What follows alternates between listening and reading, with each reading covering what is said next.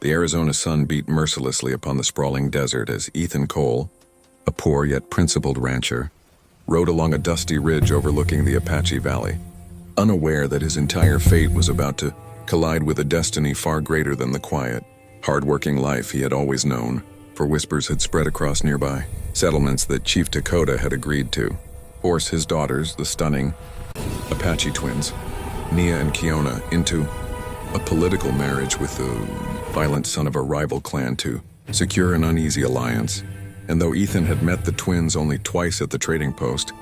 their presence lingered in his memory like an unforgettable melody. Nia with her soft eyes and gentle intelligence, Kiona with her fierce protective nature and untamed spirit. And something inside him recoiled at the thought of their bright souls being trapped in a future built on fear and control. Down in the Apache camp, the twins knelt before their father as preparations for the dreaded ceremony intensified, drums echoing their hopelessness while elders muttered blessings neither sister wanted to hear. And though Nia bowed obediently, her heart trembled with dread, and Kiona, though outwardly defiant, remained silent for fear of bringing dishonor or punishment upon their tribe. And when they slipped out of the ceremonial tent, Kiona urged that they flee into the mountains to escape the marriage, but Nia shook her head, knowing their absence would only spark war. And so the sisters stayed, trapped, hoping for a miracle no one believed could come. Miles away in a dusty trading post, Ethan overheard two men discussing the impending marriage, one claiming the twins had been seen crying near the river, another muttering that the groom-to-be was known for cruelty, and anyone trying to interfere would be marked for death. And these words sparked a fire so fierce inside Ethan that he could no longer ignore it, a fire that grew through the night until he found himself sitting in his dimly lit ranch house, staring at the shadows dancing across his walls as he realized he had a choice: to look away, as most men would, or to stand for two innocent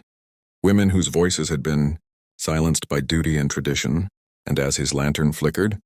Ethan whispered into the quiet darkness that if no one else would fight for them, he would, even if it cost him everything. At sunrise, with trembling hands but an unshakable heart, he saddled his horse and rode toward the Apache lands, aware of the danger,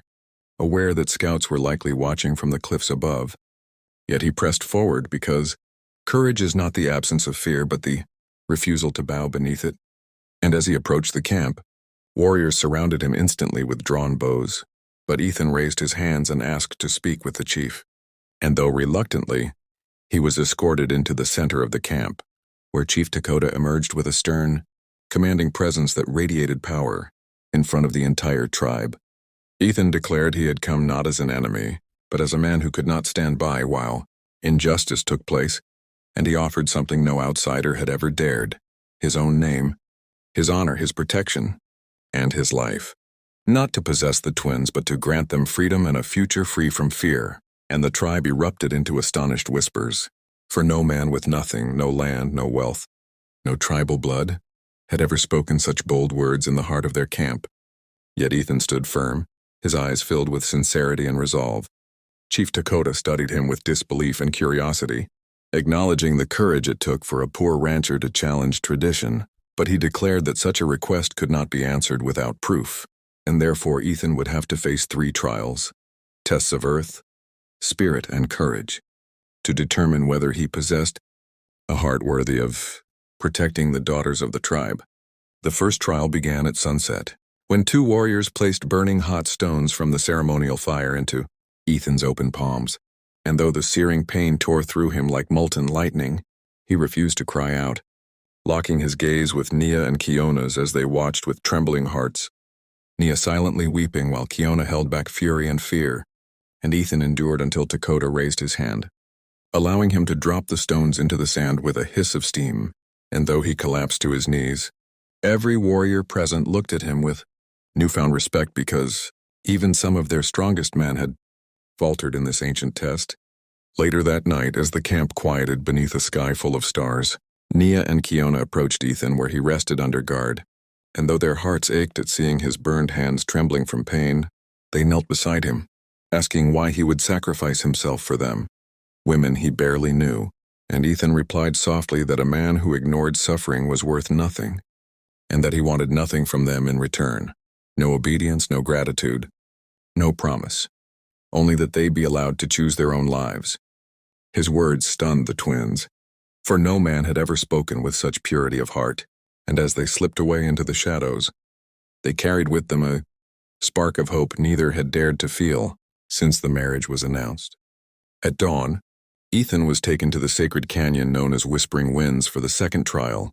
a test meant to confront a man with his deepest fears, and as he entered the dark cavern, wind howled through the cracks with haunting, whisper-like howls, illusions twisted along the walls, memories of suffering clawed at him, and a rattlesnake lunged from the shadows, reminding him that this was no symbolic test but a deadly one. Yet Ethan pressed forward, whispering to himself that fear had no power over a man whose purpose was righteous, and finally he reached the heart of the canyon where a crack of sunlight warmed him like a blessing, and when he emerged, dusty, bloody but alive, the warriors, waiting outside, froze in disbelief because no outsider had ever completed the trial of spirit. Chief Dakota, shaken though silent, announced that Ethan had passed 2 trials and only one remained, the trial of courage, a battle of honor against the tribe's chosen warrior, where the outcome would decide not only Ethan's fate, but the future of Naya and Kiona. As the tribe gathered around the sparring circle, drums thundered, and anticipation electrified the air while the chosen warrior stepped forward, a towering, muscular fighter known for his ruthless skill, and Ethan, battered and exhausted but burning with purpose, entered the circle, knowing that this battle was not about pride but freedom. Nia and Kiona watched from the crowd, their hearts racing, their breath trembling, for this rancher who had stepped into their lives like a miracle now stood between them and a life of suffering. And as Ethan lifted his bruised fists and faced the warrior, his soul whispering that he would give everything for them, the drums fell silent, the wind paused, and the entire Apache camp held its breath as the final trial began. And dear viewers, if you want to witness the breathtaking fight for honor, destiny, and love, make sure you subscribe to the channel right now, because the next chapter is going to be even more intense, emotional, and unforgettable than everything you've read so far, and you absolutely do not want to miss what happens next.